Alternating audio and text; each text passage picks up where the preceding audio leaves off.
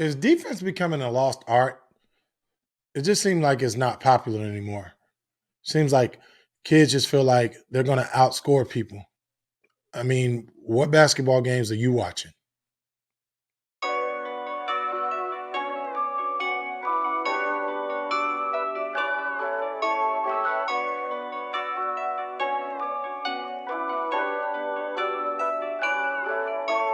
New Chanel, Mama and Gucci, got out the hoop, yeah. Been through hell, carry the, life is a movie, yeah. We prevail, now we do the coupies, don't do the groupies, yeah. Got money for bail, don't act like you know me, knock off your coffee, yeah. Flooded the rollie with ether, Hurricane Katrina the beamer, blowing the money like FEMA. I got a flex in the sleepers, they tryna do me like Caesar. You gotta watch for the creepers, I got that anesthesia.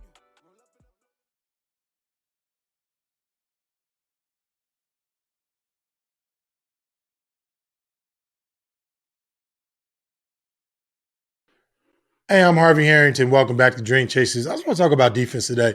Is defense becoming a lost art? I'm talking to a lot of different coaches, and it just seems like kids are just okay with being scored on.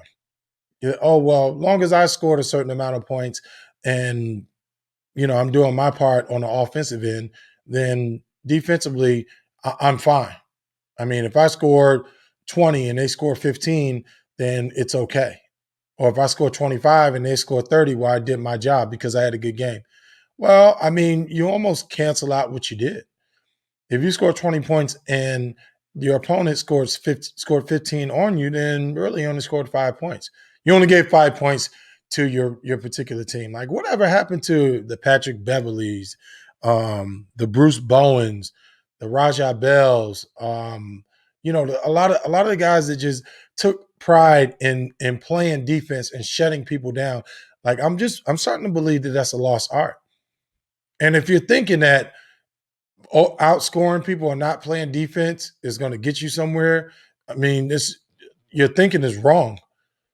You have to play defense. You have to stop people. It just seems like let's run and gun, and if they score, let's get the ball back and let's go score and let's go score back.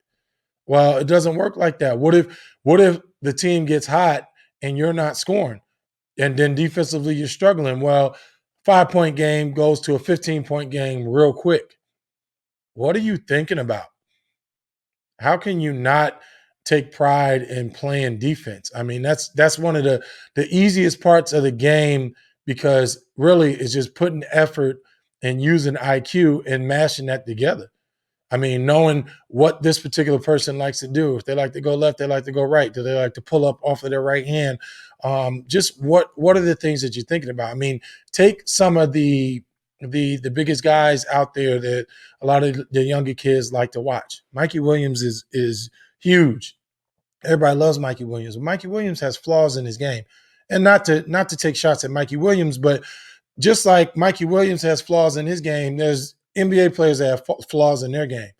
Well, if you watch certain times like NBA playoffs and stuff like that, like some of the biggest stars, they struggle because that's the time when you have to buckle down and play defense and get stops because they have a goal in mind. They want to win a championship.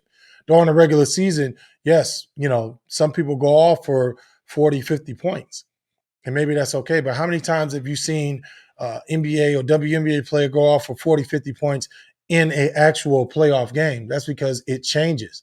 So I don't know what you're watching, but you need to start. If you're a kid that's between the ages of, I would say, 6 on up to 18, you have to be a defensive stopper or you have to play good enough defense to reach your goals. So just a little piece of advice.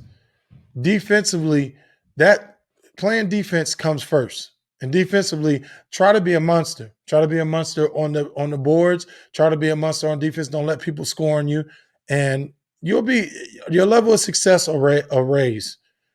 Offensively, you can work on your game, but defensively, it's effort, and coaches recognize that. I'm Harvey Harrington with Dream Chasers. Y'all take care.